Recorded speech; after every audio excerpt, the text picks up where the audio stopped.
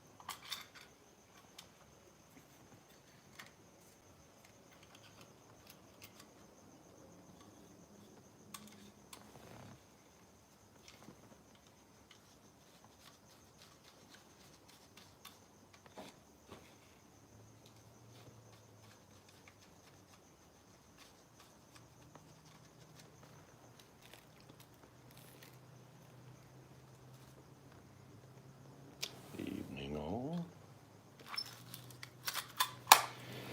Hope you're doing well.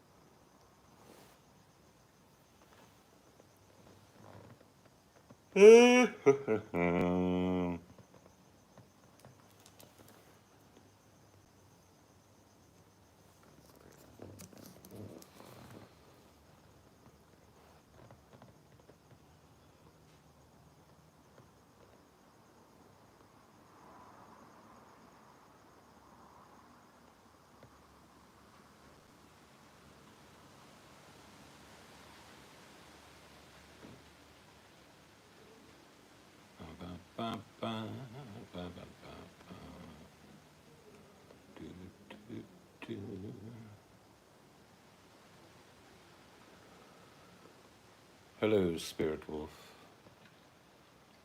Hope you're doing well.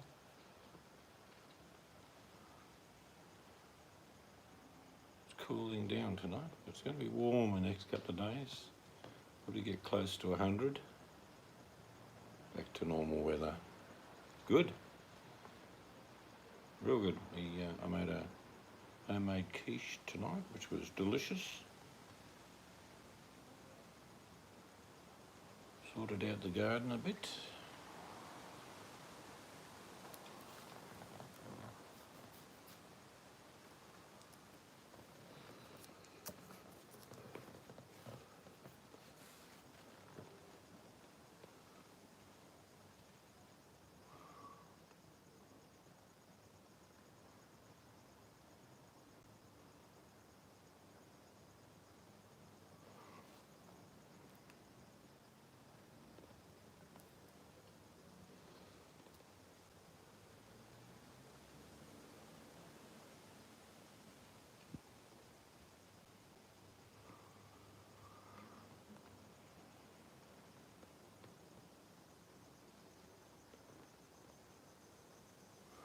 I'm glad you have a connection with nature.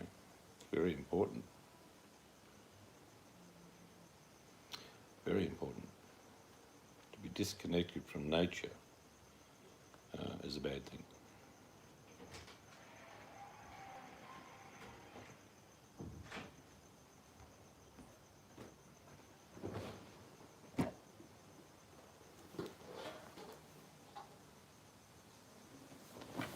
The boss is here. Not for long. She's been doing funny Snapchats. Yeah, some of them didn't work though. Didn't they? Oh. You want me to do it, do you? No, I'll do it. It's fine, just No, kidding. it's fine. Know how important your time is to you. Oh, God. Give it here. Give it. Give it. Talk about me, can't take a break. Okay, me.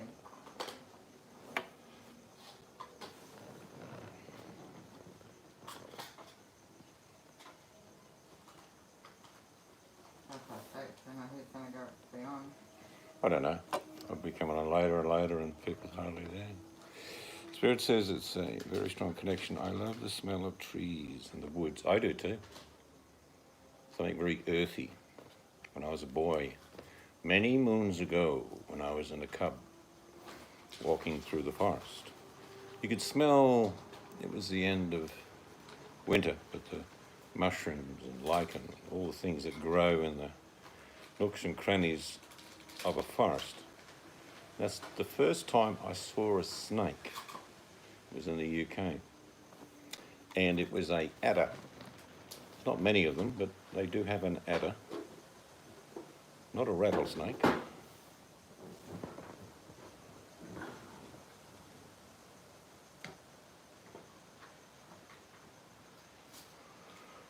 But it's simply like a rainforest. The smells, definitely distinctive. Of course, most people live in cities. All they smell is drains, car fumes, musky streets. In fact, you'd think that living in society you'd have clean environment, when in fact going into the forest or jungle you couldn't get any cleaner, because nature does the cleaning, but not in the big cities. There's always rubbish and dirt and misery.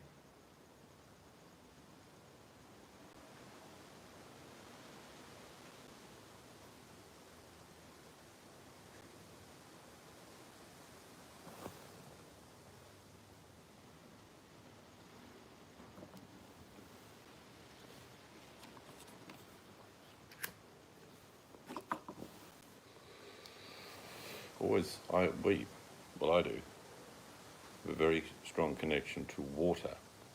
Love being in the ocean, on the edge of the ocean, river, on the water. There's something primordial in all of us when it comes to water.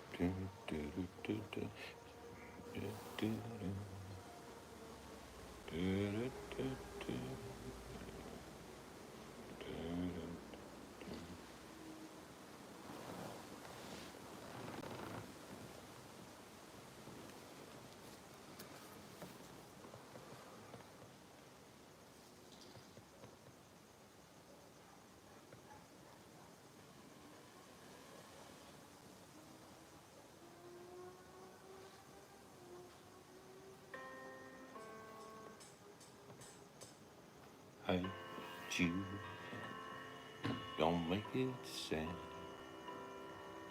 Take a sad song and make it better. Remember to let it into your heart, and it can start to make it better. Hey, Jude, don't be afraid. You were made to go out and get her. The minute you let her under your skin, and you begin to make it better. And anytime you feel the pain, hey, Jude, let's refrain. Don't carry the world upon your shoulders. Oh, those were the days, yes.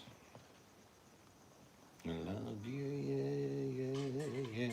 I love you, yeah, yeah, yeah. And a love like that surely can't be bad.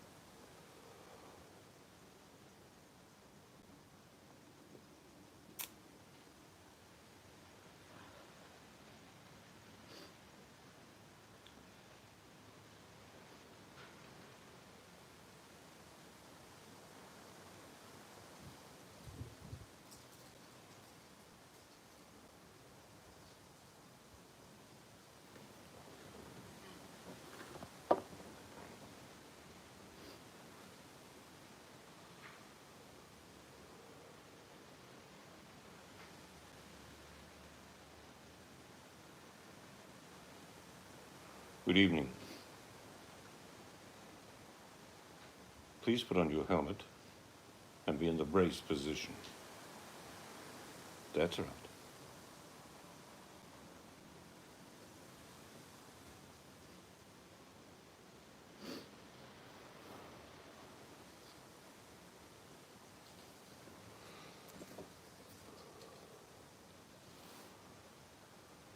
Hello, Carolyn. Tinfoil helmet is on. Good idea. Put this branch between your teeth and grimace. But not for long. The political mayhem season is nearly over. And then we can all hold hands and sing Kumbaya.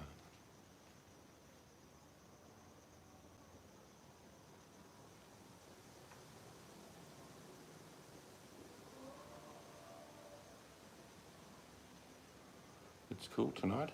Well, about 20. Yeah, it is. But it will be about 100 in a couple of days. The first taste of summer. But it's a lot colder where you are.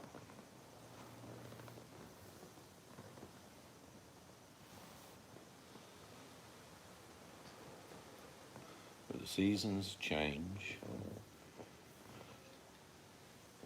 It's like the title of the video.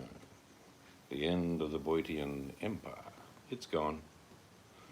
Mere stains of time left on the walls and hallways of the tenements called Boyt. Put a spot of government on top of this, that's excellent. That way you'll be able to catch the extra rays, compound them into the gum, and then bury it 3,000 feet deep, never to be found. And this, of course, Caroline, you put on your spandex and a helmet and swing through the jungle like Lara Croft. Saw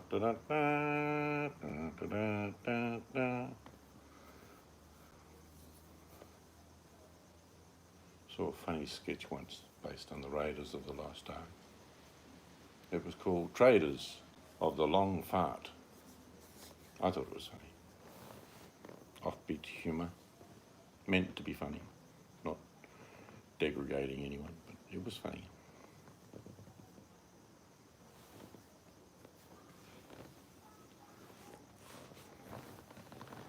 Talking about farts, today my wife found a video.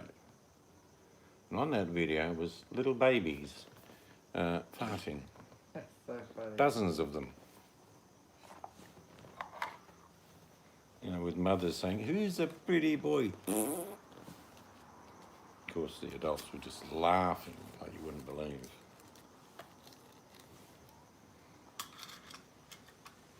I always found it funny when babies who fart actually scare themselves They go, what was that? What happened there?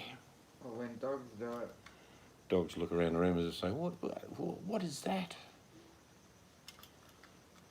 Our little old dog, many years ago, she would fart. You'd look at her, she'd get the gilts. And then she'd skunk outside and say, okay, you don't love me, it doesn't matter.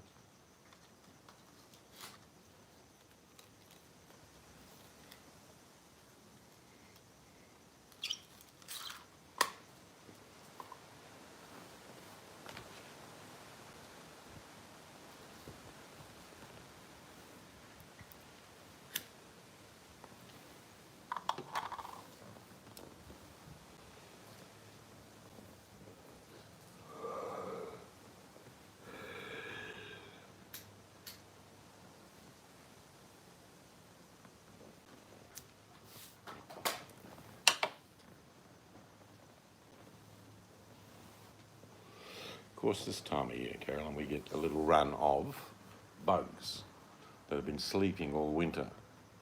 We've had quite a lot of flies, which is unusual. We rarely get flies here.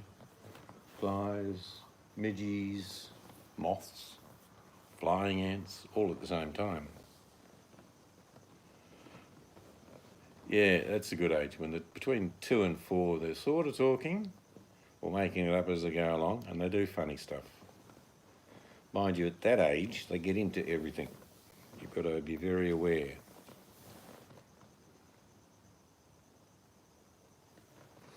And of course, when they get to 4, they reach their highest intelligence. They know everything. They'll explain to you that you're wrong. Stink bugs. We used to get them up north where they were green. If you stood on them, let's talk about stink. They were terrible. We don't get them here, which is good. Yes, but 2 to 4-year-olds, when they get to 4, they can teach you so much. They've already learnt all the wisdom that's required. They question you.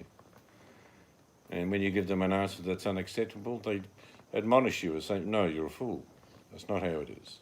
I don't have to have a bath, and I won't eat pumpkin, because it's deadly. And I come up with all reasons.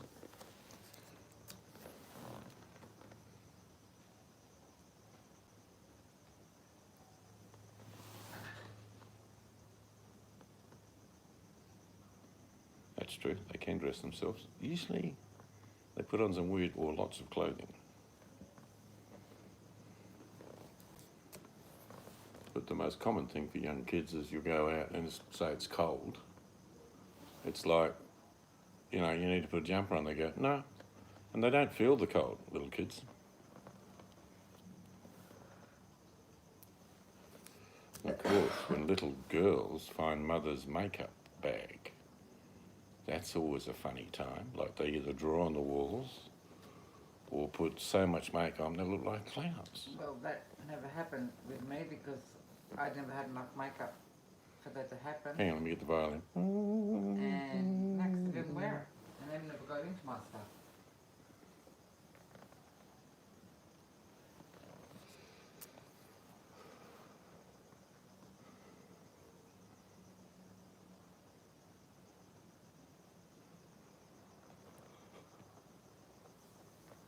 There's no doubt that younger girls at the same age as boys are more intelligent, there's no question about that, and they're perceptive. Boys just want to play and have fun and don't question. Girls, no, they want to know. Why? Remember that, Carolyn? When kids come up to grandkids and they say, why? You give them an explanation, they go, why? I just told you. Not good enough. Now why? They tend to learn why and no sort of instantly in their vocabulary when they learn to speak. Time for a bath? No. Why?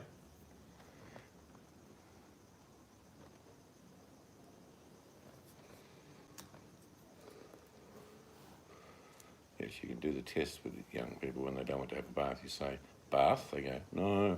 Ice cream? Yeah. Well, if you have a bath, I'll give you an ice cream. No. I just want ice cream. Well, you're going to have a bath first. No.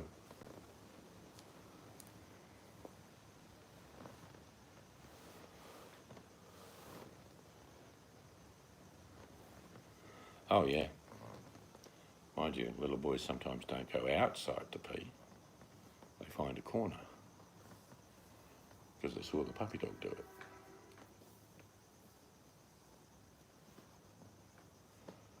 My God, that house. Yeah, they give you little kids tend to give you a full blast of information which makes perfect sense to them. And they look quizzled on their face when they look up at you and you sort of don't understand. And we've got a granddaughter that will say things like, do I need to say it again? That's not how it is. I've watched some hoarding shows, but this one, man. Are you going to watch it? I watched a little bit of it, yeah. Okay. I'll shut this down shortly. But you wouldn't trade them for quids. We love our grandkids and our kids.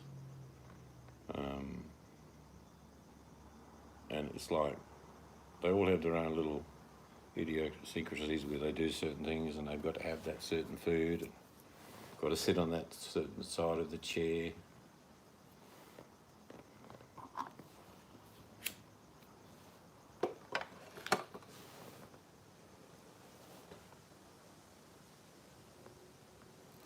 We're creatures of habit, even from an early age.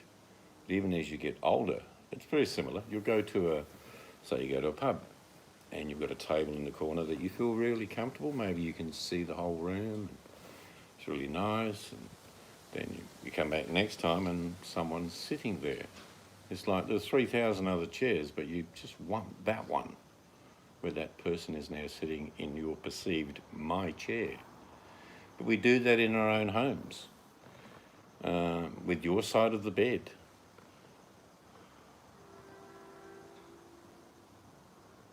Oh, cool. That would be good and interesting to listen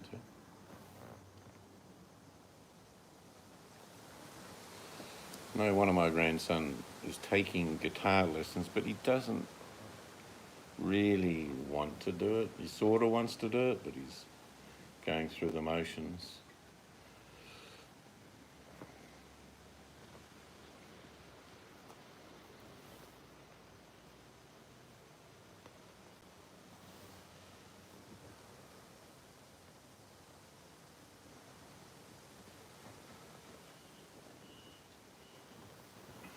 It's like the grandkids come in and we've got a little, fairly big box of goodies, snacks.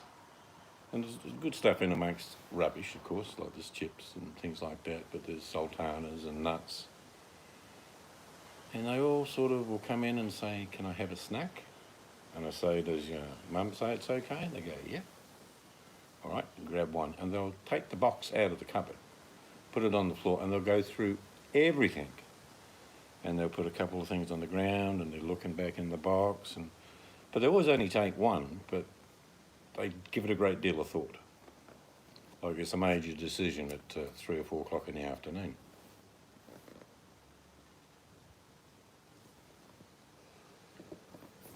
We had our kids and grandkids around. How many were there? About 7 or 8 of them. On Sunday, I just asked them if they'd like to have breakfast. And I made omelettes, sausages, bacon, the gamut.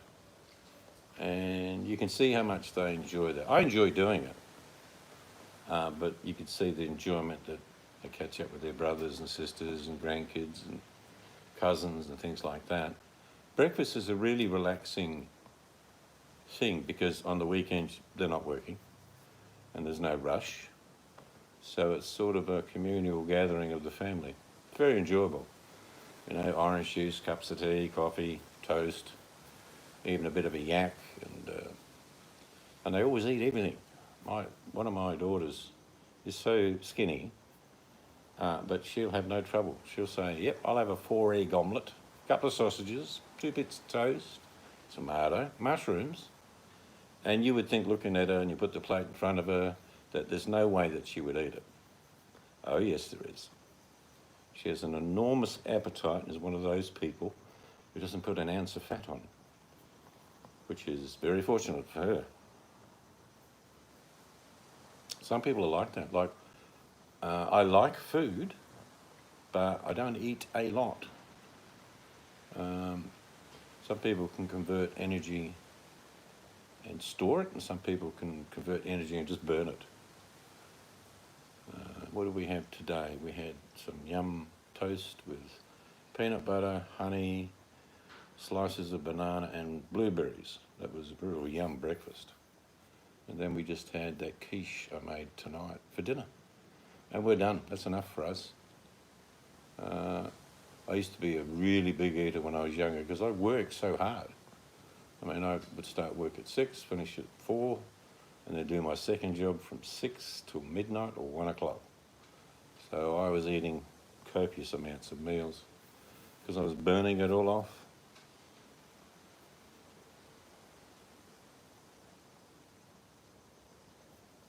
Because most days we don't really eat till the afternoon. We'll get up, have a cup of tea, coffee. Chorizo and eggs, that's a nice combination with cheese. I make this one every now and then when the kids come round because they like it too. I'll get some tin of crushed tomatoes, add some herbs. You know, I'll cook a little bit of garlic and onion first and add the tomatoes. And it's simmering away for about 10 or 15 minutes. And then I put in, crack some eggs into there. And so they sort of just poach. And of course, if you make a bit of toast and get a big scoop of that and put it on, it's instant breakfast. It's beautiful. And chorizo is really nice for a breakfast meal. A lot of oil in chorizo though. But it's nice. Pimento is what they put in there, which I'm actually growing this year. I found one pimento seedling at a nursery and thought, I'm having that. Cost me a couple of bucks, but it's getting there. It's getting bigger. I just love pimento. It's got that certain flavour. In Spain, you get it everywhere. It's probably the national ingredient, I think, pimento. Goes in chorizo, all sorts of things. Probably the most interesting for meat eater countries we've been to is Germany. Germans love meat. You name it, they eat it. But normally in the morning in Germany, most people going to work will get eine Tasse Kaffee, a coffee, and Brot. It could be any sort of bread, I mean. Could be savoury, could be just, you know, a nice roll of some sort. But they're happy with just bread and coffee. It's pretty much a German staple in the mornings. But they big eaters when they do eat. My goodness. I saw a lot of my wife's relatives in Germany. And they always wonder, I think, overfeed us, but they would say, no, this is normal.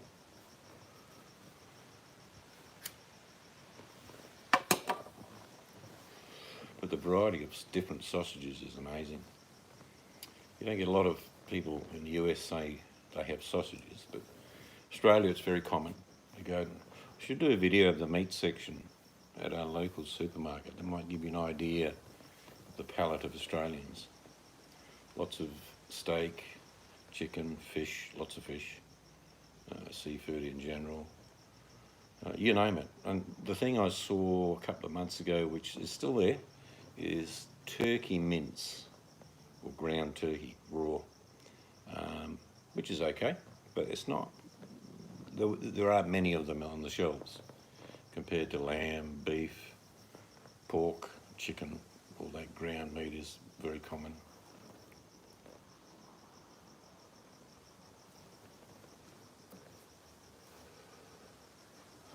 How many are the animals doing stuff? Yeah, it's a very resilient country, and I'm sure even without man living on this continent, they would have had really big fires. But because of man, the fires last year were devastating, and they can't even really count the amount that were killed. We're talking tens of millions of animals were killed. The koala in some parts of Australia is now verging on losing all its population in certain areas. So it's not extinct threatened, but this event was enormous.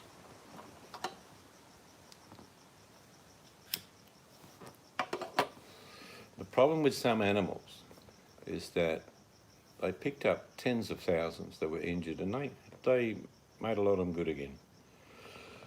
And they tried to move them to certain areas away from the fire-damaged area. Hello, Basil. But what happens is animals are of instinct, and they will find them on the road, and they're heading back like to get another 10 mile back where they used to live, which is all burnt out. So they all decided they would keep them in compounds, and many people looked after them until their areas started to regenerate. And they did. The bush, when it rips through the bush, even though it's devastating, it's one of those things in our country, it actually starts life again. So you start seeing, you know, a blackened area, and all of a sudden you see lots of green popping up and branches growing again. It's one of those sort of things that this country is used to. I think they haven't come up because the number is so enormous, but tens of millions of animals died, without doubt.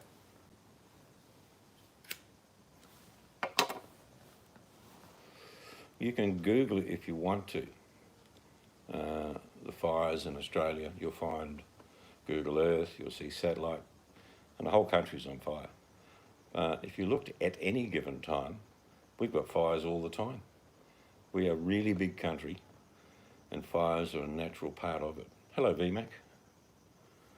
It's one of those things that is inevitable. Like we'll get up in the morning, and we'll smell it. You smell the bushfire. And then we'll look over the hills, which we can see about 20, 25 mile. We can see the hills, and there's huge bellowing clusters of intense smoke. It's part of our country. It's burning all the time. But you can Google Earth, the fires in Australia, and you'll see from the satellite how it's just amazing.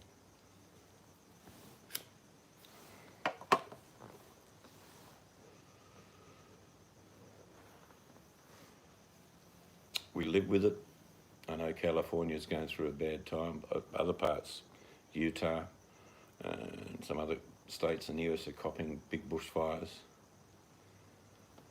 And they're more frequent. There's no question about that. But it doesn't matter if your forest is cleaned or backburned, as they do here. When a fire gets going, maintaining a forest doesn't really matter. If the fire's moving at 80, 90 mile an hour, it doesn't need undergrowth to continue. It just goes from tree to tree. In Australia, we've got eucalyptic trees, a lot of them, gum trees and that. But eucalypts have a lot of oil in them. When a big major bushfire, and I've seen it firsthand, trees exploding. Normal green tree one moment, 60, 70 mile an hour winds with the fire raging, bit of a fire engulf around the tree, and boom, literally explodes. And I'm sure it's the same in the US and some of the forests there. You can't outrun fire. You can't guess which way it goes. You can't sort of be ahead of it. I've always said if you get the go to say, look, someone knocks on your door and says you need to evacuate, just do it. Don't think twice, I'll stay behind with the hose and I'll save my house. We've buried lots of people that tried to do that. There's no need. There's a lot of memories that you can quickly gather and put in a bag. Not all of them, but lots of them. And get the hell out of there.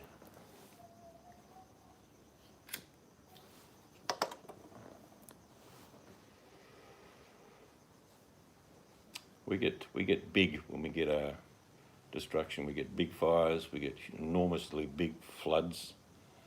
We get big winds. We get lots of cyclones or hurricanes, you call them. Because we're in the middle of nowhere, no one ever hears about what hits us. I was in Darwin a week after Cyclone Tracy in 1975. It actually arrived in Darwin Christmas Eve in 1974, and it just blew the town away. Just literally blew the town away. about 300 kilometre, what's that? About 180 mile an hour winds. Really strong. What stuck in my mind, you go through the suburbs in Darwin and they had platform houses, like you park underneath the house. And what was left was the platforms, most of the platforms, and the toilets. All the walls, the roof, gone. Tiles ripped off the floor, gone. Toilets remained everywhere. And it sort of broke the people of Darwin. My sister was up there during it. That's why I was going there. And probably out of the 35,000 people or 40,000 people that lived there, 30, at least 30,000 never went back. With the biggest airlift in our country, 1975, where they actually picked all these people up and took them down south. Lots never went back. What? In Darwin. It's about 35,000 people, I think, in Darwin at the time. And about 30,000 never went back. Well, what? Well, after Tracy, Oh. I just went, nah. There is a true story. I worked up in Darwin for 2 years after that. I worked in a tyre company. And there's a story of a bloke. I bought the car. It was a HR Holden, which is about a 1965, 66 Holden sedan. Beaten up, dented everywhere. This guy was in that car during the cyclone. He was pissed. Right off, just drunk as a monkey.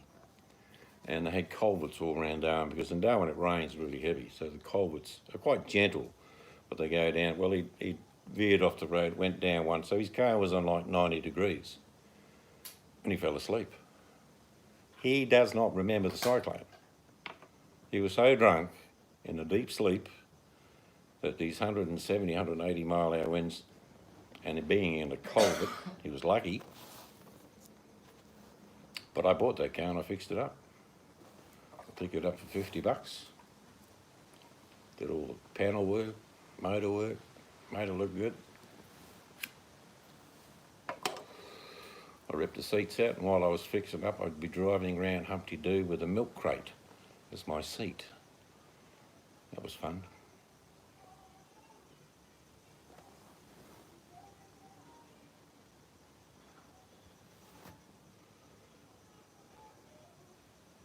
It's amazing when you think about time.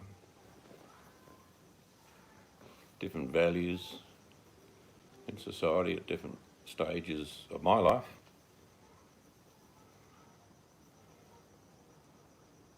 It's like when I came to Australia, this was in the late 60s, we had Italians, Chinese, Greeks, a few other country people here, but that was about it. There was a white Australia policy, very racist. No coloureds were allowed in pubs, bars, restaurants. It was pretty tough. As a kid, I kept thinking, why is this so? I used to go to school with Aboriginals and Indian kids and Chinese kids, and that was all good, no problem. But the adults weren't allowed into certain venues because they had a white Australia policy. Didn't stop till 1975 under Gough Whitlam. I'm sure this is boring most people, but it brings back memories to me about how things changed. Who are you talking to? I don't know, myself.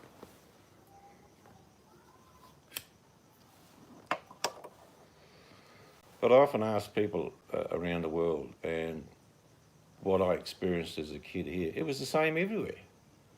No matter where you go in the world, there was masses of racism and cultures and people thinking they're better than other people. But as kids, you didn't think that way. But things changed. In the mid-70s in Australia, laws changed for the better.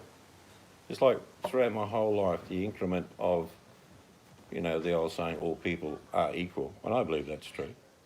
Well, it's taking so long to get there. We're not there yet, but it's better than it used to be. It's not perfect. all around the world was the same.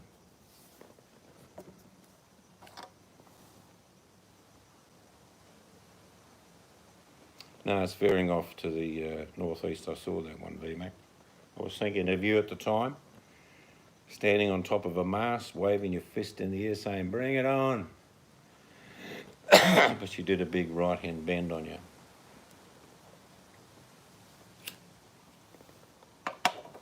But you get some big swell out of it, I'm sure.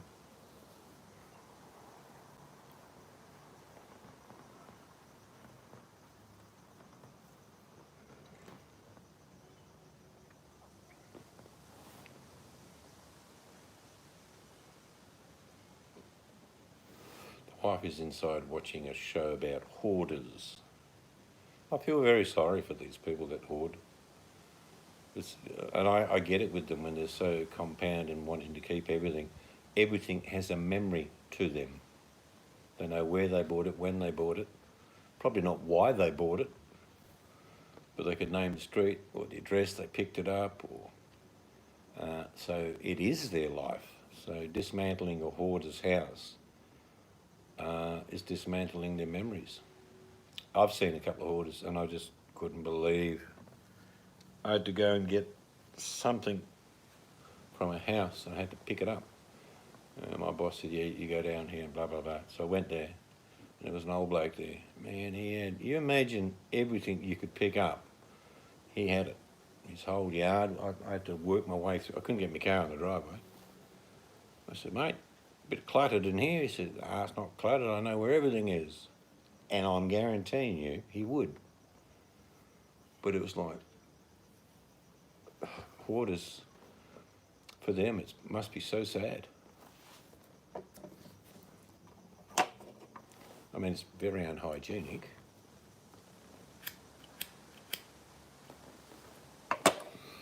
One of the catalysts, and I listened to a psychologist on that subject of hoarding. Some people might have that tendency early on in life to collect, but not masses of stuff. But when something traumatic happens in their life, like they lose their husband or wife, or God forbid a son or a daughter, it sort of just triggers something in them and they just end up collecting everything. VMAC says we will have some sweet surf, which I'll be swimming in. 8 degrees. Oh, you're mad, VMAC. It's 20 degrees here now and I'm humming and hawing about putting a jumper on. Mind you, in 2 days it'll be 100 here, VMAC, or very close to it. Want to go swimming in that? 8 degrees. They call people that swim in that weather in this country icebergers. That's what they're called. Mind you, at 8 degrees land temperature, it will be 20 degrees in the water, roughly where you are. So it'll be warmer in than out.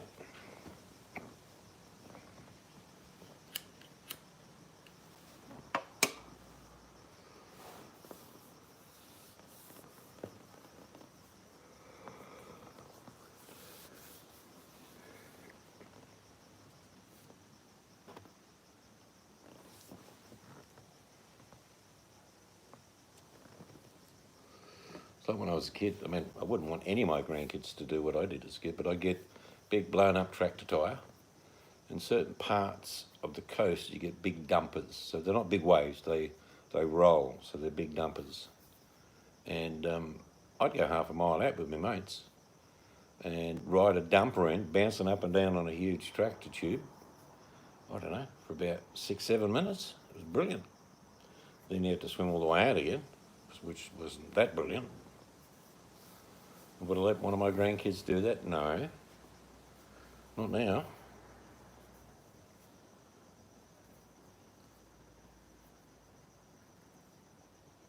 Hello, Scarlett. Yeah, I remember one guy here who his neighbour called because he heard something, sort of a whelp or oh, something like that. And he knocked on it, couldn't get in. He knew it was stacked with heaps of stuff apparently. And they actually end up having to kick tiles off the roof, VMAC, to get into the manhole, to get close enough to where he was, and to get him out, because he broke his leg apparently, they actually punched, because it was a fibro home, it wasn't bricks. They punched a hole in the wall to get him out. They said there was no way they could have taken him out any other way. Where he fell was near the bathroom, and it was his hip, that's right, it was his hip, not his leg. Old bloke, that's what happens when you fall over. But they couldn't get him out through the house, so they punched a hole through the wall and took him to hospital that way. But we also know there's lots of people like that who are just found that have passed away. A lot of hoarders are loners, obviously. You'll get usually the report of someone saying, I haven't seen Mr. Jones for a couple of months, a bit worried about him. You know, a lot of old people are fairly regular. They walk downtown, get the newspaper, maybe have a beer in the local corner. Don't talk to anyone, but that's what they do. And then people say, have you seen old Jonesy? And they go, no, I haven't seen him. You? Has he moved? No, I don't think so. Gee, someone should check on him. This could be months later. And then sadly they find them that they passed away at home. Many years ago, in the town I lived, because we had a couple of incidents like that, I said, why can't we have volunteer community people with a list of names, say 20 names each, that all they do is call up on a weekly basis and say, how are you going? Hello, seal hater. And I thought it was a great idea. And the council's going, oh, it'll cost them. I said, no, you didn't listen to me. I said volunteers. There's plenty of retired people that would be happy to have a list of 20 people. They might even have a bit of a yak, which would be good for them. That didn't go anywhere. Logic doesn't prevail sometimes. Imagine an old bloke who doesn't get to speak to anyone, but someone calls him up every Friday and says, how you going, Jonesy? Yeah, going all right. You eating well? Eating proper? Yeah. Need anything? Nah. How's the cat? Good. Now, for most people, that doesn't seem like much. But for old Jonesy, who doesn't talk to anyone all week, that phone call is a reason to live sometimes. Yeah, I mean, what we see as a living standard, you've then got to break down, say, an old lady who's now 80, doesn't want any visitors. Yes, the house is a mess, doesn't want any help from the community. Maybe things have happened in her life. So you can't, the old saying, you can't help some people. Because they don't want you to.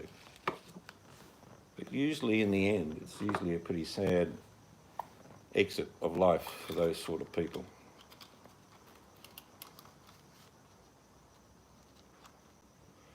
The new Borat movie. What I did see was a clip today, Jojo, of Rudy Giuliani with his left hand down in his groin with some young chicken while he was lying on the bed.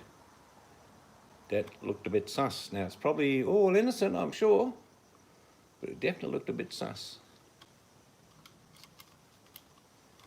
Yeah, dogs are good. Cats aren't much good because cats don't really get owned. But dogs are good. Dogs are very loyal. Yes, Rudy Giuliani, lying in a hotel room with his hand down his crotch, looking at a young girl. Same Rudy Giuliani who speaks to Russian spies. I believes every word, or actually probably doesn't believe, but thinks, geez, this will make good material to stain someone's reputation.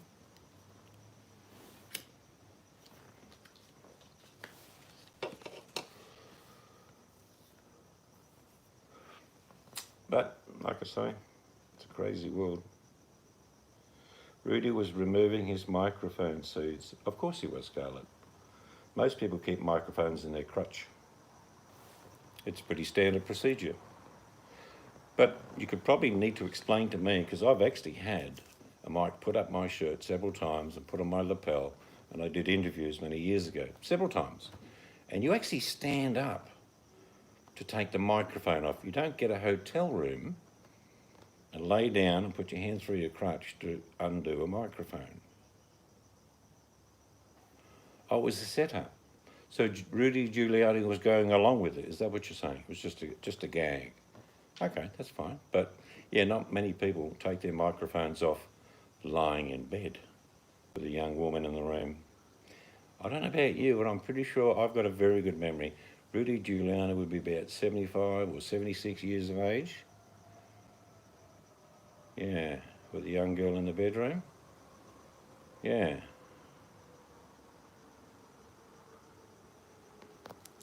Maybe it was the daughter of the Russian spy. I come to look after you, Rudy. He was tucking his shirt. You sound like a PR man for Rudy Giuliani now, Scarlett. Now, come on. So what was the young girl doing in the room?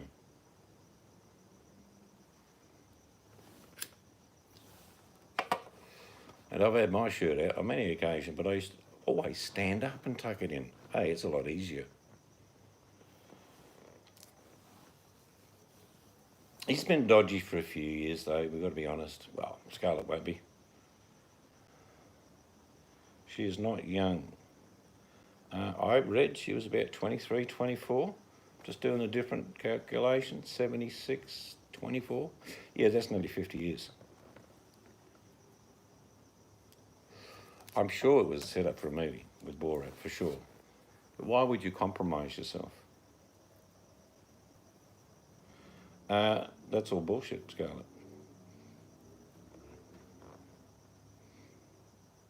The thing about bullshit, it's used often in elections, let's be honest. But look, Scarlett, right now, we should be talking about Hillary's laptop, shouldn't we? Remember?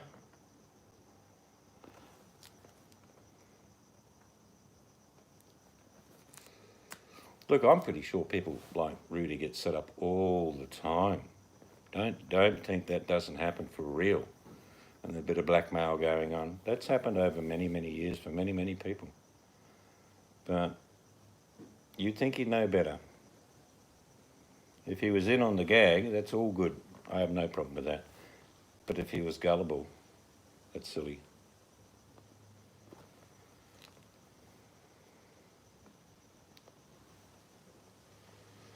Yeah, that seems fair. Good idea, Jojo.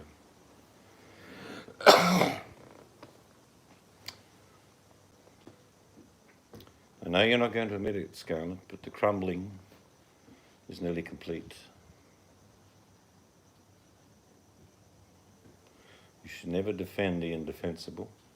You should never support someone you don't know personally.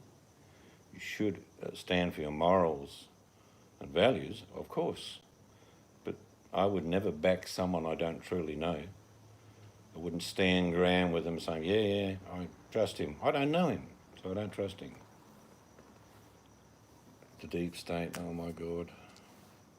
You understand the technology in regards to the words deep state means far right, Scarlett. Goodbye, Democrats. You don't see the blue wave coming, do you? Oblivious.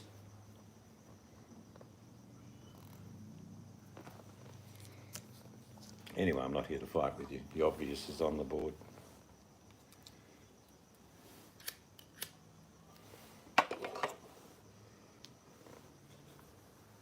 What worries me is that people that will believe in anything that's said, that's not how I work at all. I really don't work that way. Someone says something, I go, okay, they've said it, but it's not like I have to agree with it or believe it. $100 a night to leave you alone. Fair enough, probably cheap. Well, you may have to go to another country to continue the relationship in the near future, Scarlett. That's all I'm saying.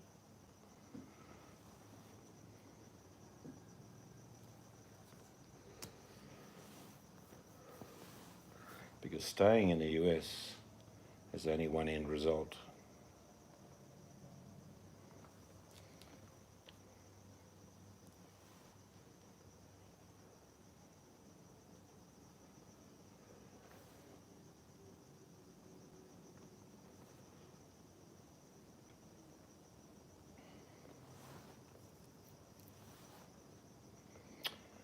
No, he won't, Scarlett.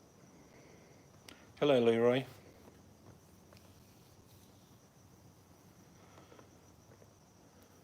Sounds a good idea. Go down to that beach and dive into that 8-degree water, VMAC.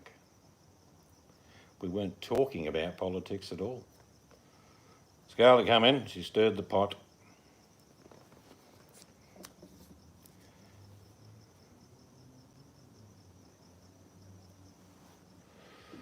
I think it's the first, Leroy, to be honest.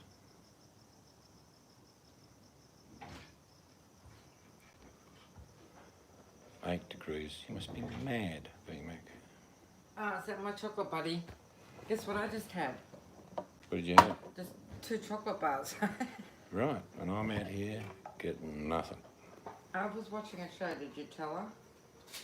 I was watching Hoarders. I was talking about that, yeah. Remember an old bloke broke his hip neck, actually punched the fibro home, punched the wall out to get him out because they couldn't get him out any other way. I had a Bounty and I found I still had one of the algae chocolates.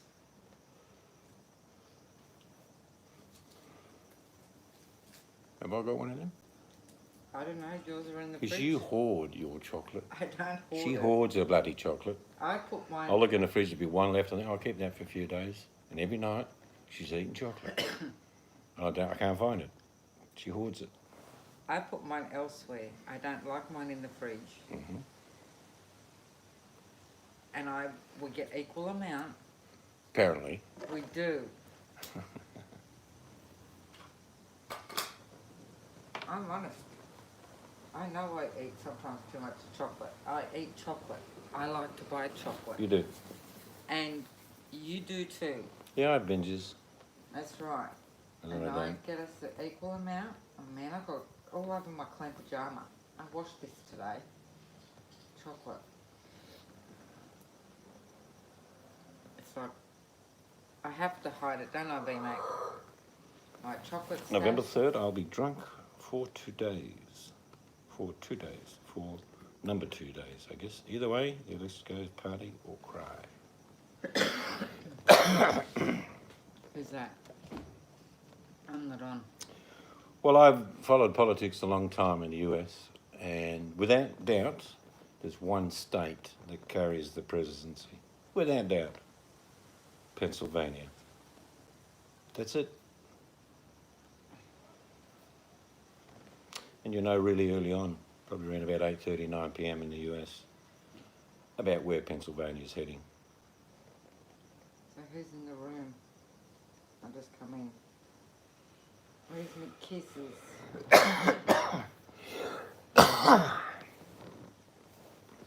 The thing about politics is very divisive. You've got people that are pro and against. There's very few people I've met from the US in particular that can think centric-wise. In other words, they'll have a view on either side, but generally they want to go in a direction that's fair and balanced. Now, I would have thought Florida too, myself, lawyer, but I'm thinking more and more on the switch of Pennsylvania. Michigan's gone for sure. Wisconsin's gone for sure. Pennsylvania, I don't know. Very, very close.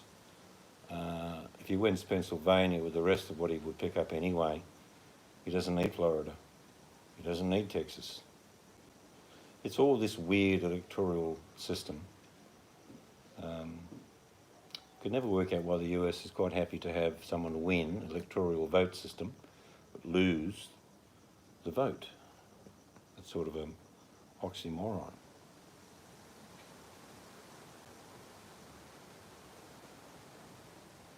And Oh, did I miss...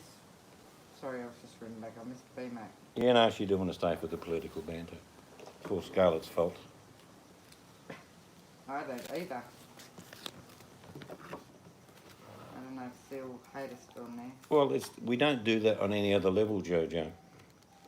You don't go to your local county and have elections for a mayor. It doesn't work that way. If the mayor gets the most votes, they get elected. It's pretty similar with the governor. It's when you get to the electoral vote, it changes. And of course, there's one big word in America that I've understood clearly for the last 30 years. It's called gerrymandering. It's like cunning. We'll just shift these 2 counties over there. If you look at some of the electorates, they're weird shapes. There's a skinny bit in the middle, big chunk to the left, big long line now up north and then veering south. That's gerrymandering. They're saying, oh, we've got lots of people that would vote for me in that area, so we'll just change it. Yeah, it's exactly right. No, it's not based on population. Gerrymandering is not based on population. That is bullshit. It's based on political motives to do it. We have a lower house and an upper house, Senate and state representatives, but we have federally very similar to Canada, there's no doubt. A bit different, but no electoral vote.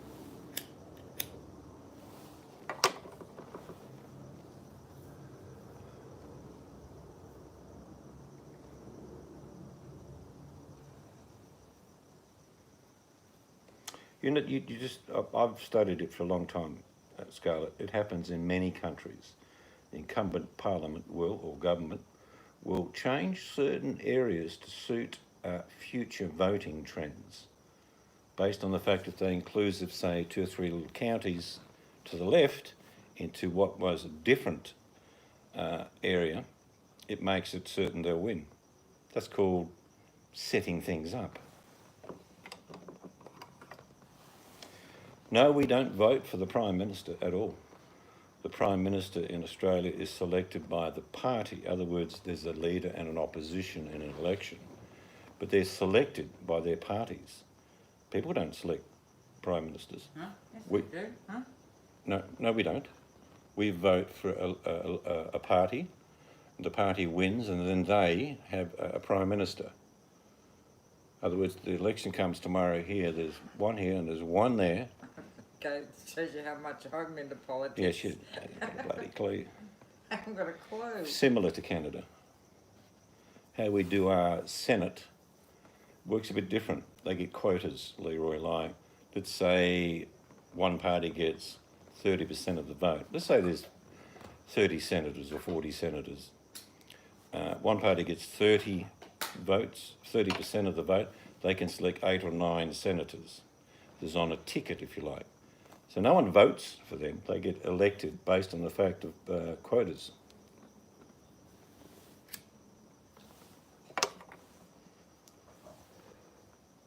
But I've always made myself very clear.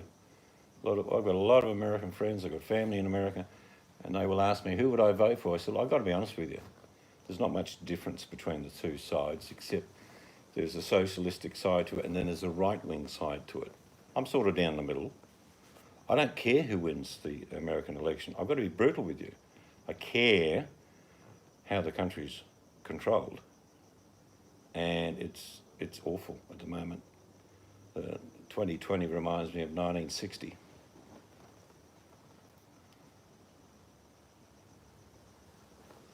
I fully understand why, Monchichi, but it's not fair and balanced. I know it works in numbers, population, all that. I know all that.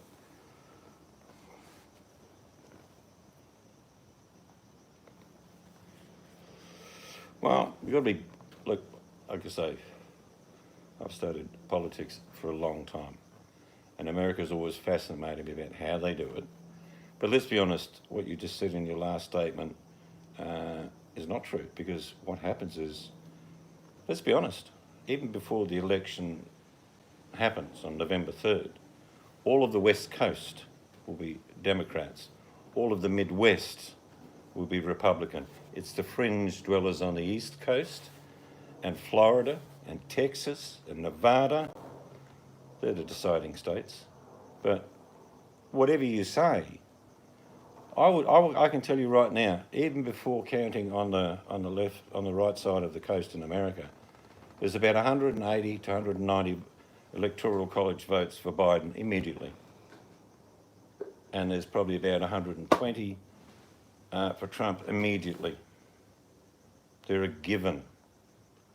So that's how it works.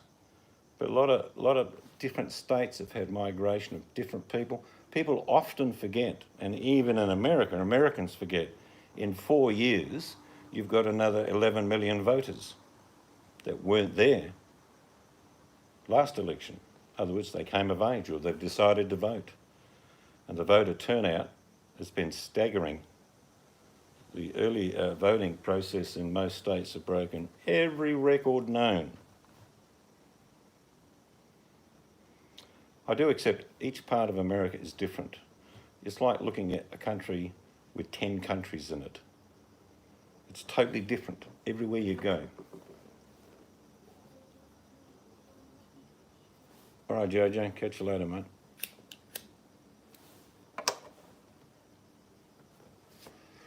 That makes no sense to me, Leroy. I said this the other night. There's no way in the world that I would go and register, because life is not like that. In other words, life changes. Your thoughts and your processes and the effect of what happens in your country changes. So it doesn't happen here. You don't even want to meet at a barbecue and say, oh, are you registered with this party? You go, what the fuck are you talking about? No. We elect someone to do a job in Australia. If they don't do the job properly, we vote them out. There are no pedestals for any politicians in this country. Why would I register to be an independent? Why would I register, Scarlett? What's the point for me? What's my benefit of registering?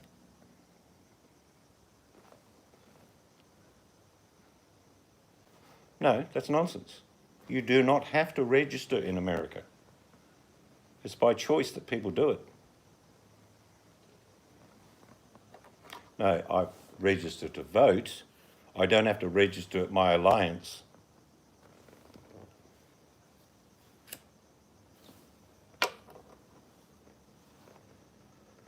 Doesn't make any sense to me.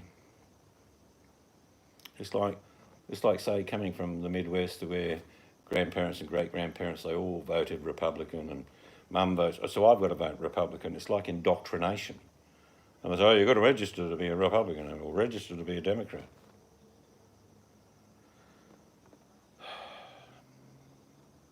I don't want to argue with you, Scarlett.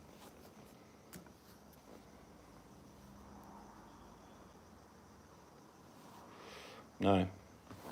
We have a lot of people that will use the word literally, I'm a member of the Liberal Party or I'm a member of the Labor Party.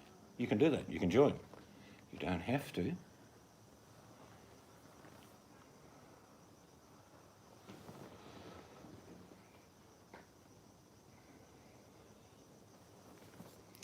One of the biggest things I've seen in this election, and you can't deny this, Scarlett, this is something you cannot deny, is the amount of people that used to be even Republican presidents, let alone the whole plethora of people that worked in the White House, generals, people that actually have websites now and do things on YouTube, Republicans for Biden. I have never seen that in my lifetime. I have never seen that in such a huge way. So that is what is majorly different in this election. You can say 10 people are wrong. You can say 100 people are wrong. But you can't say the thousands and thousands of people saying the same thing. This is what I heard in one video last week, which sticks in my mind. And it was a Republican voter who'd been a Republican voter. He's 88 for, I don't know, 60 years. And he said, these are his words, it breaks my heart, but I have to vote for America this year. He said, I hope to, if I live long enough, to vote for the Republican Party in 4 years' time. But this year, I have to vote for America. In other words, he was voting for Biden. I've never seen that. See, I won't argue with things like those statements, Scarlett. I'm not attacking you, but majority is not always correct. It normally is. If by some miracle, and it would have to be a miracle, that Donald J. Trump gets re-elected, you will be the loneliest country on the planet, believe me.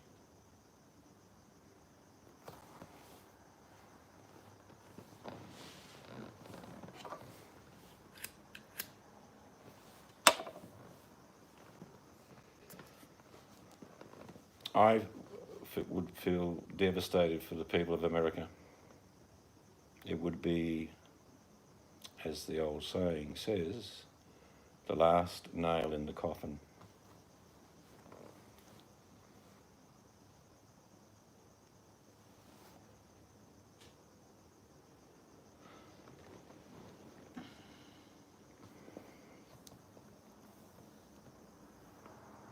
That's how it works. Democracy is based on the numbers.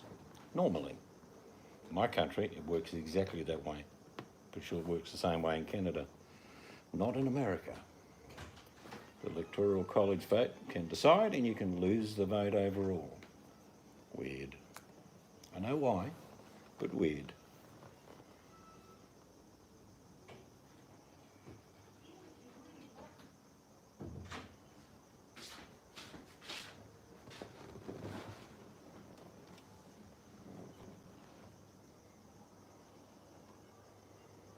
No, even though you're a republic, you base your parliament and your Congress and your senates on democracy.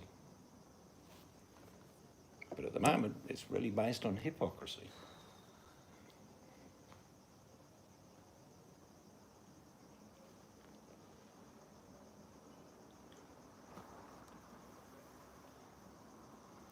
But we don't have long to wait. Let's be honest. 50 million Americans have already voted. That is a big number.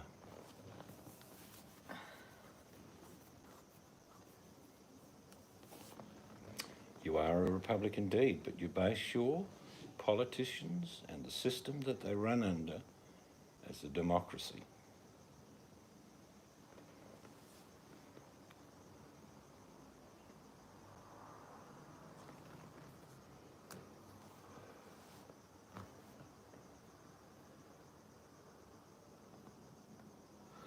I look and think on tangents. And I'm thinking, what will Trump do when he leaves office? Well, he'll probably go and work for Fox News. Let's be honest here. That's a perfect slot for him. But I think he'll stuff that up. Do you know the people that would be really panicking about now? And I'm being honest. The people that would be panicking right about now would be all the staffers in the White House. They'd be seeing something like, where the hell do I go? Seeds is a snowflake. It's very kind of you to say that. Who said that? Scarlett. What's that mean? Oh, she's just having a dig and I'll let her do it. That's fine. Hey, this is happening. Yeah, no. See, when you stand close to the fire, you sometimes forget about how hot it's getting. Yep, I've had friends tell me that they voted as soon as they had the opportunity. Even though there's a lot of voter suppression, like you have to drive Harris County in Texas. One lady drove 200 miles to vote because they reduced the voting places.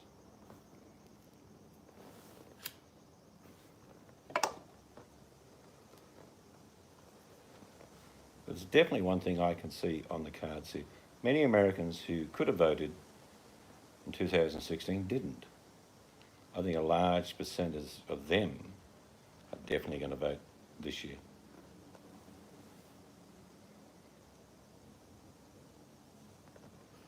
And don't forget about the last 4 years that have passed, about another 10 or 11 million people have come of age, eligible to vote. They'll be voting.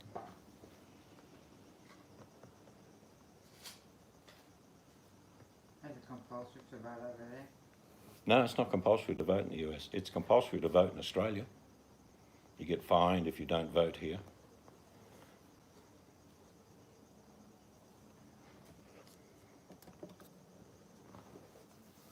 I have nothing against people that want to support a political party. I'm on the outside looking in and I'm thinking how disjointed and divided the nation of America is and how much conflict there is and hatred. You need to realise that Joe Biden is not the president. The incumbent is the president, and this is all happening. That's fine. You have to try a lot harder to insult me, Scarlett, trust me. Like I say, there's nothing wrong being a fervent supporter of a political party. It's when you don't question anything that you need to worry. In other words, maybe you could shoot someone down Fifth Avenue and it'd be okay. Monchichi, show me the proof. This is not a new tactic, let's be honest.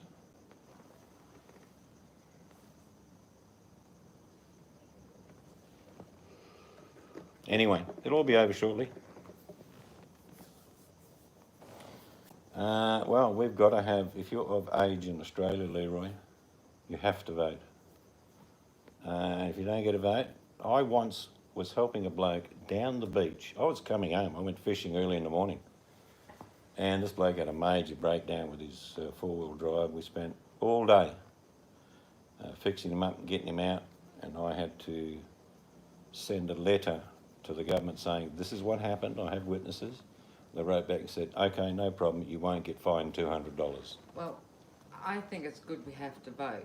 I disagree with the fine. I'm sorry, but I just think that sucks in Australia that we get fined if we don't vote. That's wrong. Well, that's what it is.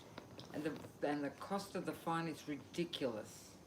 See, it's statements like that, Scarlett, that you have no proof, that you're stating as fact, which makes me worry because you're following the propaganda that's being presented. If Biden was corrupt, a crime boss leader, he'd be arrested. And do you know who cleared Biden of all this?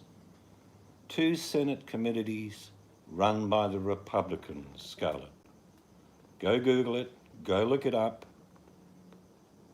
They say he has nothing to answer for. They're Republican Senate hearings, Scarlett. What you just said, the Republican Party does not agree with you. You don't have his son's laptop. You have 3 laptops left in the garage, the other side of the country where Hunter lives, that was in for repairs. Why would you drive 2,000 miles to have your car serviced? Think about it. I'm confused with all that stuff. Is he guilty or not guilty? Scarlett, there's no proof in evidence unless you're convicted. At all. It's hearsay, and in fact, it's defamatory to publicly state things like Joe Biden's a crook. Oh, we'll do that. All right, tell me the spiel about Rudy Giuliani and the Russian spy, Scarlett. Was that just a misunderstanding, was it? Where most of this came from? So you have no proof, but you're slamming a person based on propaganda. You need to worry about that, because that means the next use of propaganda, you'll spew that as well. I'm not sure if you're aware that as soon as Donald Trump gets out of office, he's probably got a minimum of 17 legal challenges to him. One includes rape. Not sure if you know about that one. Many other legal challenges. Then there's the business interests and the tax and the avoidance.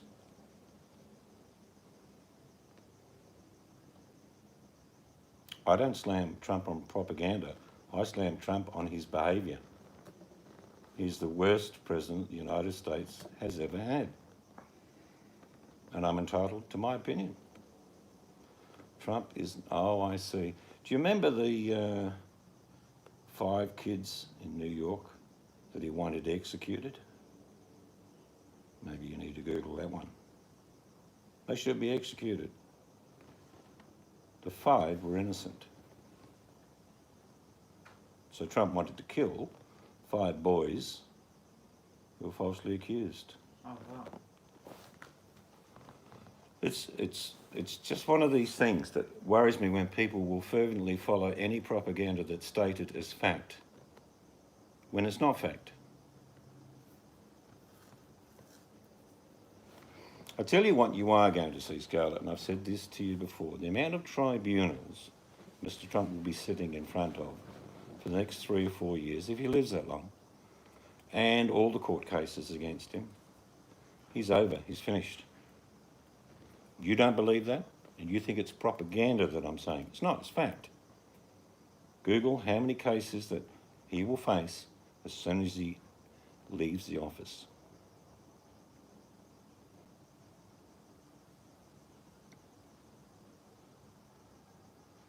There's one thing that I can see, and it's not just in America. People are tired of politicians. It's one of the main reasons Donald Trump got elected, let's be honest. They're tired of the same old, same old. He is totally done, Leroy. None of these people in here will even acknowledge that he has a case of rape that he will have to face when he leaves office. He will have many other cases. No one here wants to talk about things like Trump University. They don't want to talk about that. They don't want to talk about the failed golf areas in Scotland is another one, where he screwed the people there. They don't want to talk about all the bankruptcies. They don't want to talk about that. They don't want to talk about all the philandering with each wife he's had. He's cheated on them. And for the life of me, morally, he is bankrupt completely. But I get why people would have voted him to get away from politicians. I understand that. But he will spend the rest of his life in front of tribunals or in prison and be convicted on many things. And I said this to you guys probably 2 months ago. I was watching the election platform unfold, and the Trump camp was sort of baiting the Biden camp along the lines like if Biden was already the president, how the country will collapse and there'll be riots. And it was a weird tactic to use because the person running the United States is the incumbent. And it's been quite funny and humorous for me to watch how they've tried to play that. But we'll all know in a couple of weeks, less than 2 weeks' time.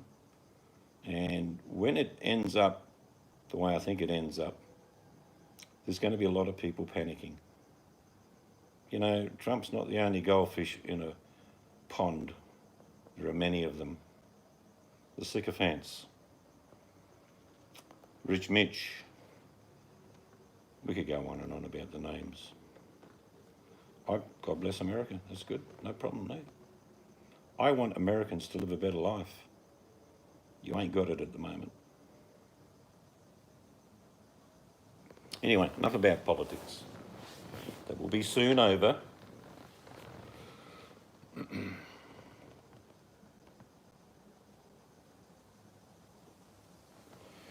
I think you'll find that when it unfolds, Monchichi, like I say, if you're willing to Google all the court cases he will be facing when he leaves office, you will be staggered.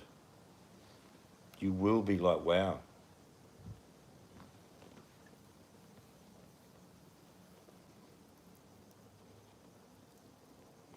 I don't think Donald Trump sucks. I think he is the wrong man to run your country.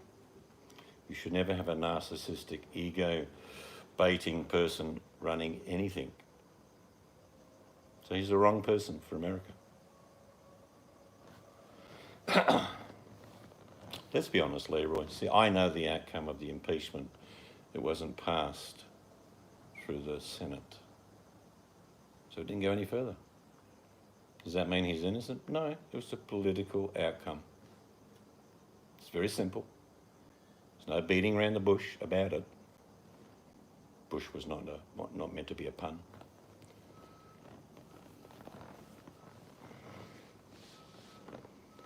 I suppose I'll end the political banter with one simple thing. Scarlett, did you have a great admiration for George W. Bush when he was president?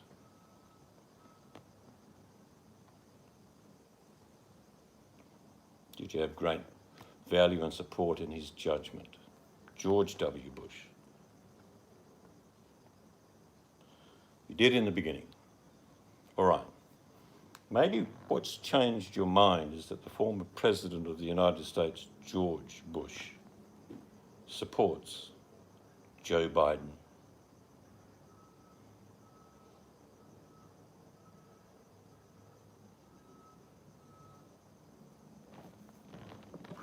That ends tonight's political broadcast. We'll now all hold hands and sing Kumbaya. Kumbaya, my Lord. Kumbaya, drink the Kool-Aid. Kumbaya. Kumbaya, my Lord. Have the 3 hot dogs. Kumbaya.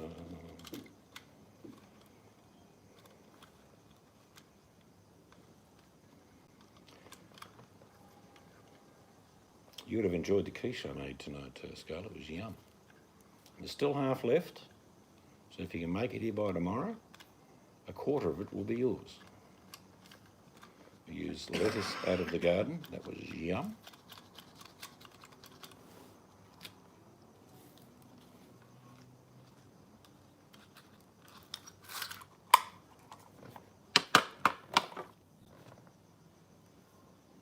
You did? Well, I know you probably would have enjoyed it.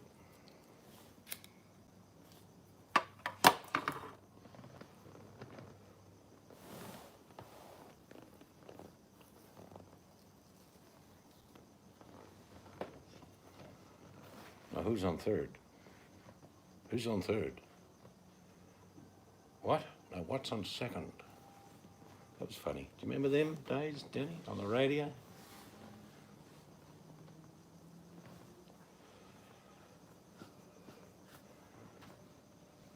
Marx Brothers, very, very funny.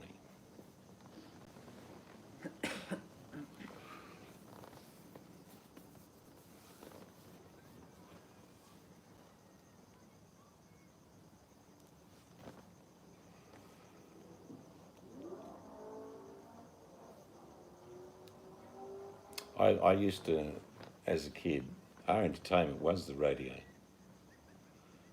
I remember distinctly Wednesday night horror shows on the radio. The Green Blob of Eden Moore.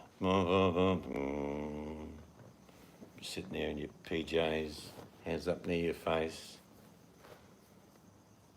Or the Goon Show. I don't know how many of you would remember the Goon Show.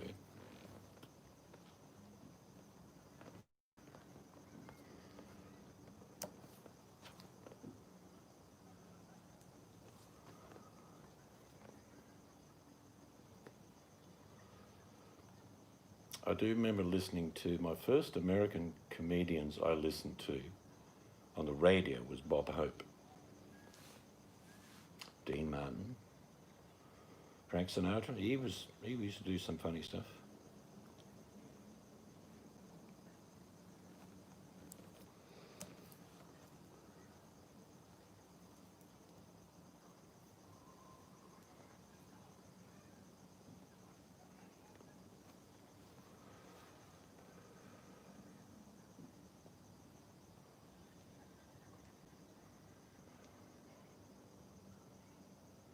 Yeah, they were funny. You'd sit, because you'd use your imagination with a radio show. You can't do that with a movie on telly or a video on YouTube. And I still listen to old-time radio shows on YouTube. There's a couple of beauties. Yeah, I wasn't a big fan of Bob Hope. He was sort of an un-American comedian. He was more European in some of the boom boom lines he used to deliver. I love Sammy Davis. He was generally talented all round. He could dance, he could sing, tell jokes.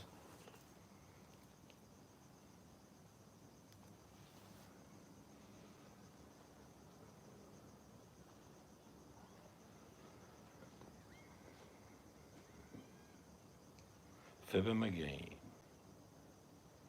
There's an old radio show I'll encourage you to listen. There's a couple of, well, it might be 5 episodes on my channel somewhere. The radio show was called Dad and Dave. You can't get more Australian than that. So if you do Google that or search for it on YouTube, Dad and Dave radio shows.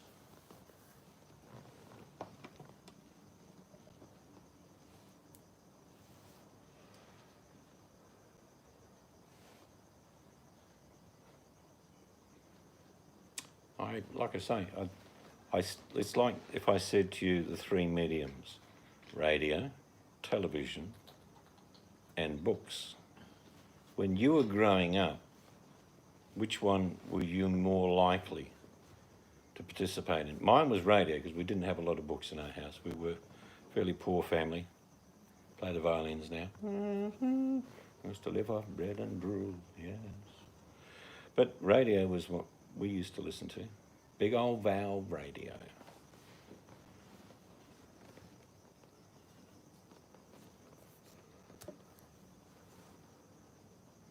I did when I was younger. I used to go. I read books a lot, and I used to go to the library.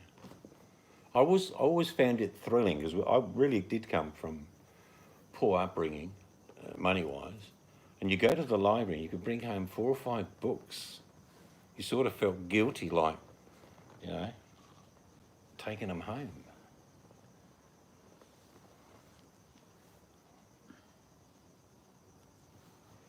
But I was always reading, I suppose, at the time, weird stuff, anthropology, archaeology, history. I love that shit. Still do.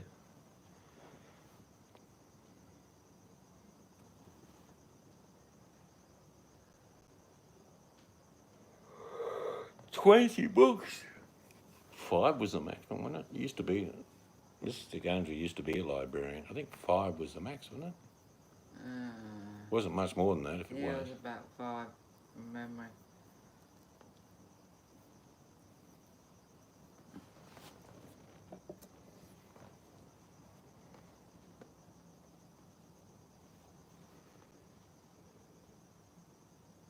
But I do remember 2 or 3 occasions when I was younger in the UK.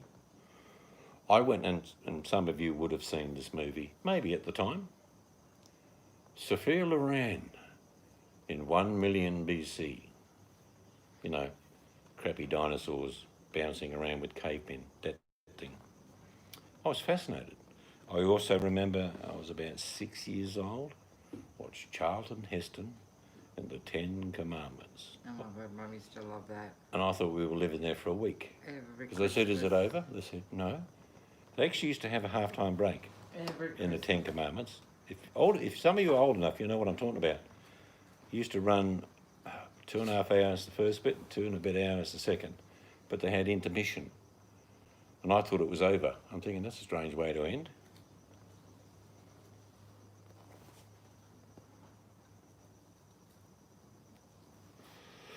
Just great cinematography, if you think about it. Like Ben-Hur and all those. You couldn't afford, as a movie company, to do those sort of things anymore. They've got to use CIG, or CGI, I think they call it. But it was amazing.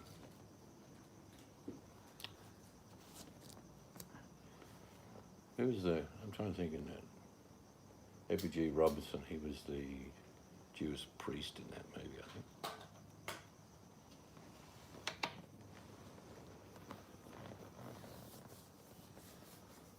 But because mainly my life was revolving around going to school and listening to the radio, going to a big theatre to watch a movie was a big thing. I hope it's sooner than later. I don't think you'll be able to get here till, and I'll be honest with you, late next year or maybe early 2022. Their forecasts that we've already got our government that are doing. My state borders are still closed. But hopefully you get here, you'll love it. We'll take you to places, show you things. You will love it. I don't think I've met an American that hasn't. Good. We would have been, as you all know, most of you know, that right now we'd still be in the US and Canada.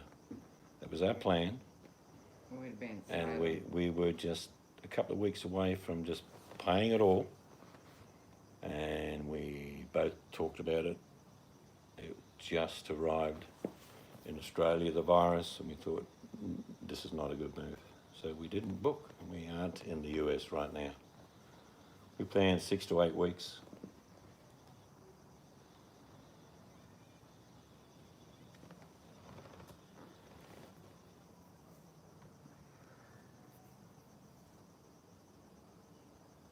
I reckon you get a small submarine, like the Japs did in World War II, Danny, and you could sneak on my west coast, just use the Morse code and I'll pick it up, and I'll meet you at an undisclosed location. You're having howling urges. Let her rip. Ooh, werewolves of London.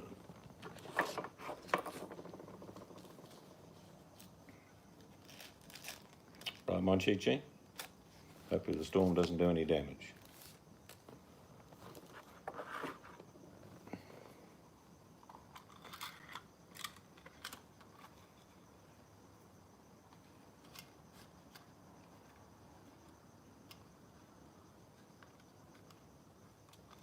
We had we do have an American lady called Christine Keneally, who was the Premier of New South Wales for a while. She's now in federal politics. She was from America, and they arrived in Australia for a holiday and never left.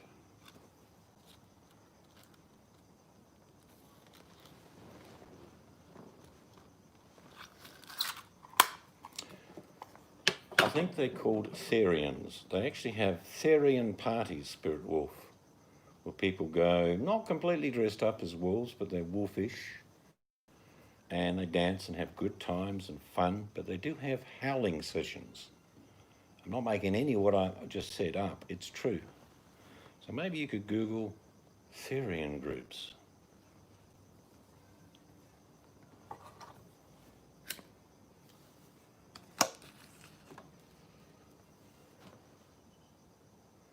But let's be honest, most wolves are loners. A pack's good, but in truth, most wolves are loners. They might be part of a den or on the edge of it.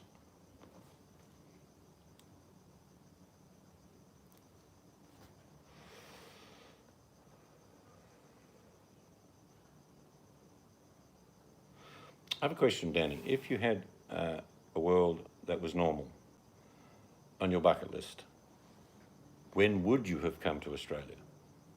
Just curious.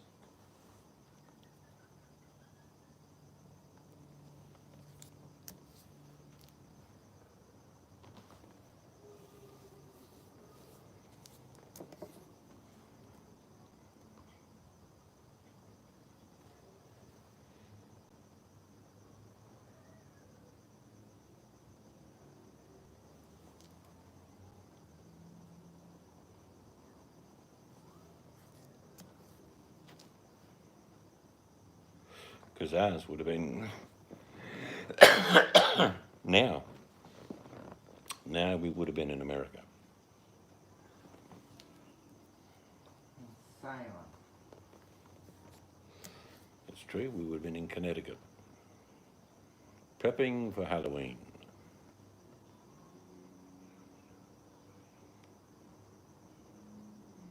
$2021. Well, I'll be honest with you, that probably is unlikely due to the fact our government's made it clear that nothing will happen till mid-2021. It is a possibility, I'm not writing it off. It depends on the US and the virus. I mean, here we don't have virus. Even in Victoria with the outbreak, with the very tough lockdown and mandatory mask wearing, today's figures were really good. They were like 2, 3, 2 last 4 days. Today it was 0. So it seems draconian. It seems like people are saying their rights are impeded, but they've got on top of it.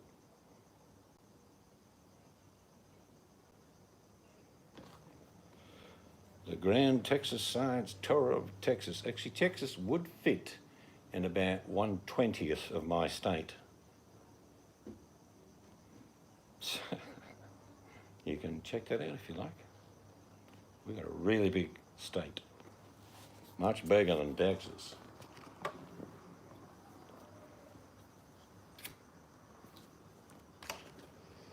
But we would have loved to have been in Texas. Got friends there, you there.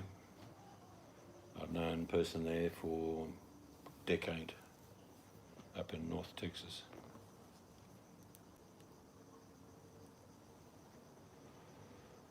See, in East Texas, we knew people many, many years ago that were into Bigfoots, Sasquatch, if you like.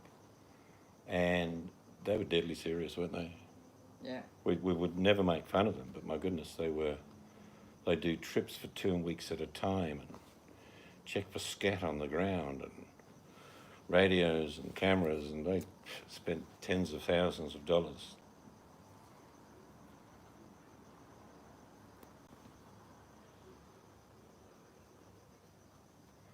See, for me, and this is just me, the wife's a bit different, big cities don't interest me at all. You don't get to see the real people in big cities. We've been to big cities all around the world, and they're all the same. I think she ended up getting a wrench in one Sasquatch channel, I remember she told me about earlier this year, giving them shit.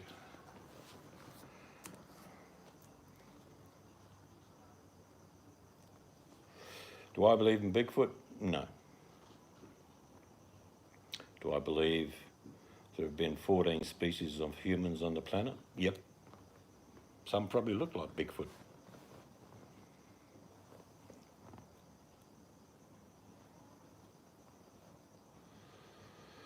Well, it's actually not my shirt anymore. It's in my wife's cupboard. Because even though you sent a Sasquatch shirt, I would not have been able to breathe if I put it on. Good jamming. You don't have to not believe in anything, but you're quite entitled to say you don't believe.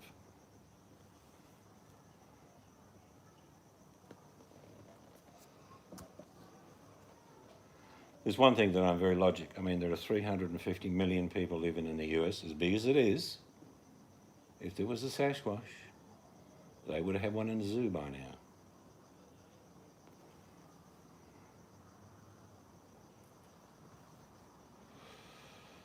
I don't think Leroy was around when we got that shirt. I thank you for it.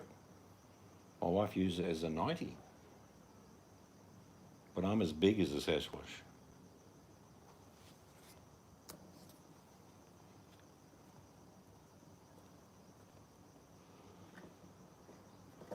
I look both sides in my basement. Not sure what you're doing in your basement. Who's that? You're hiding down there with Sleepy Joe, aren't you? You're a secret Democrat, Celia. I know.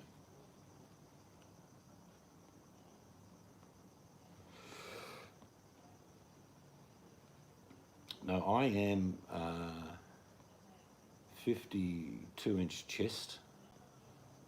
So that is a 3X. Isn't that what I normally get? A 4X. Sometimes a 4X. I don't like tight-fitting T-shirts anyway. You get a 4X.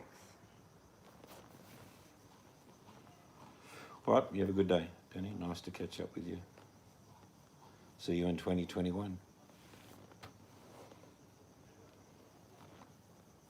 I am going to cook you a 10-pound steak when you get it. So you get them this big in Texas, you'll have to eat your way out from the middle.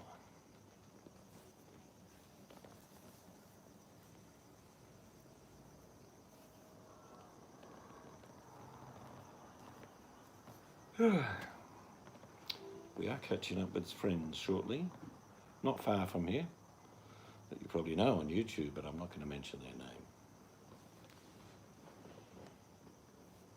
Because we don't do that, we don't film anything. I don't know we're going to see her, but she won't film. No.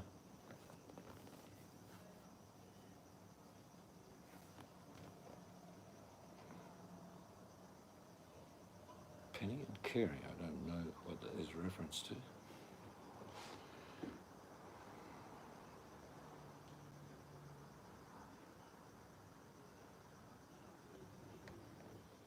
Oh, Joe, won't you give me free social health care? Ain't got nothing. Na na na na. Oh, Joe, Won't you give me socialized health care?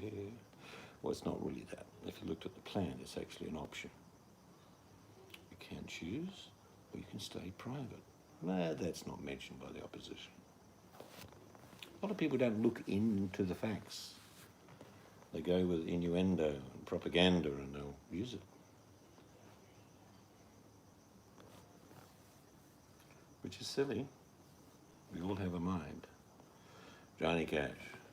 Hello, everybody. My name's Johnny Cash.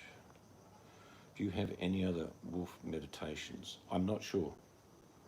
I think I do.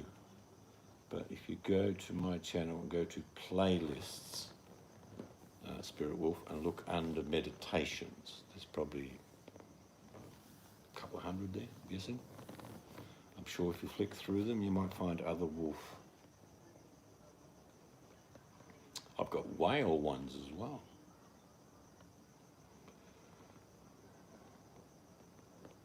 Oh, down, down, down in a burning ring of fire. And it burns, burns, burns, the ring of fire, the ring of fire.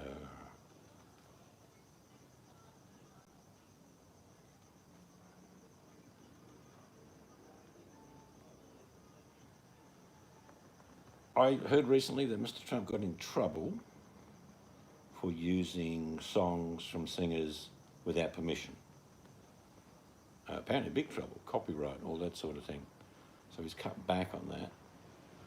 I think there is one song that the writer of this song is allowing him to use for his theme for the last part of his election. And the song goes a little bit like this. I'm a creep. I'm a weirdo. Sorry, I couldn't help myself. Spirit says, I also like the ones that are Native American music in them with wolf sounds. It'll bring out my inner wolf.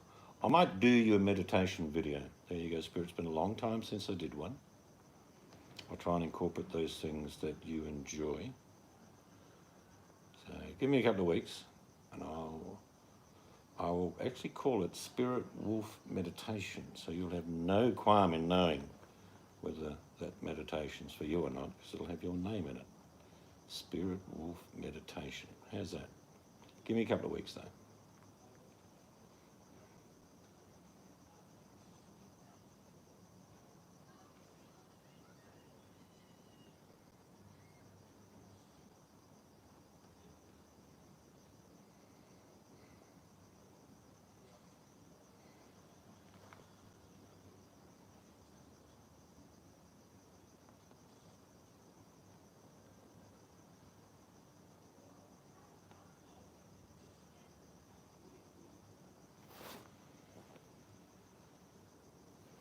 Yeah, I like Johnny Cash. He's a great singer.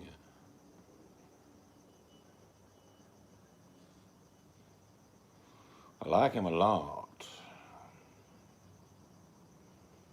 See if I can find one to sing you.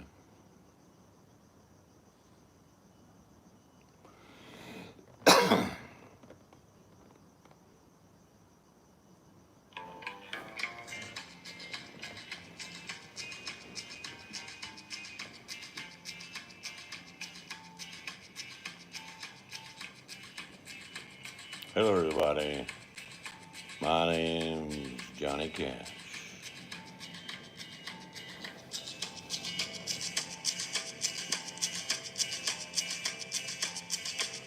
I keep a close watch on this heart of mine. I keep my eyes wide open all the time. I keep the ends out for the tie that binds. Because you're mine, I walk the line.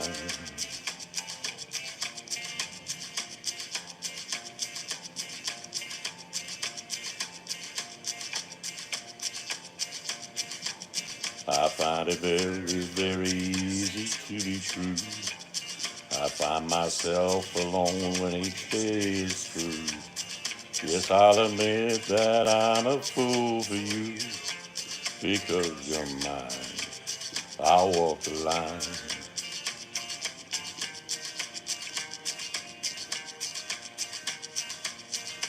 Up a key, boys. As sure as night is dark and day is light, I keep you on my mind both day and night. And happiness I've known proves it's right, because you're mine. I walk the line. Yes, good old Johnny Cash. Certainly will not pass history without always being remembered, I'm sure. History without always being remembered. No, not that good. I'm getting old, see.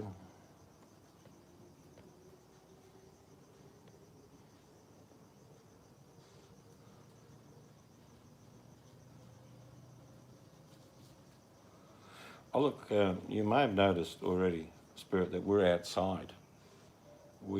I in particular, get up really early in the morning, watch the sun come up, and highway to hell. Actually, the lead singer, Bon Scott, was born down the road from me. But yeah, so I love being outside, so does the wife.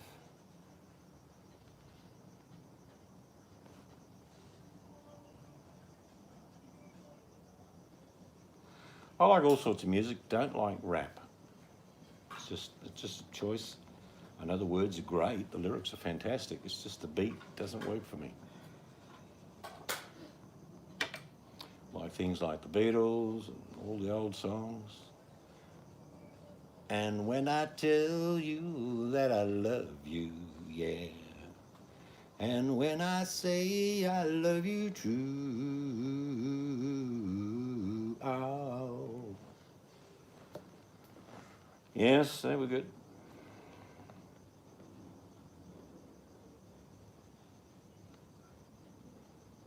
I don't mind Rod Stewart, he's all right. I like a lot of country songs.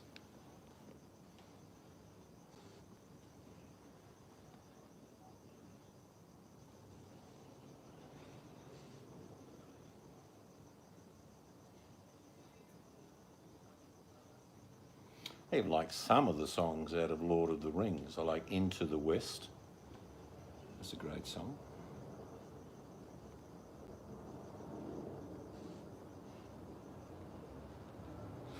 Goodbye, Seal Hater.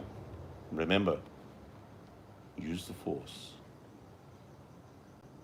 Dun, dun, dun, dun, dun, dun, dun, dun, dun, dun, dun, dun, dun. Seal Hater.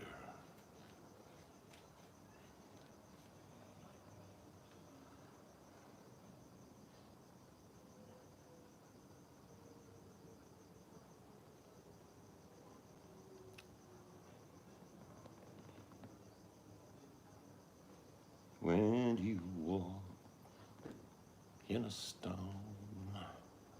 hold your head up high and don't be afraid of the dark.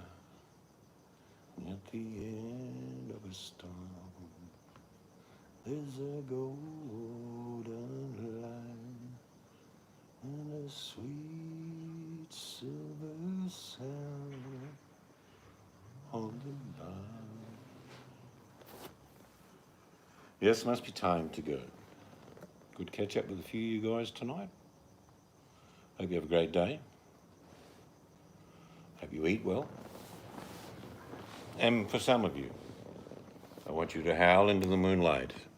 Well, I don't think there's a moon for a couple of days, but from the boss lady, from the old man. Yes. Have a great day, wherever you are. Enjoy it. Don't whinge. Life, da-da-da. I could do the Monty Python song now. Da-da-da-da. Da-da-da-da-da-da-da. Always look on the bright side of life. And on that note, good night.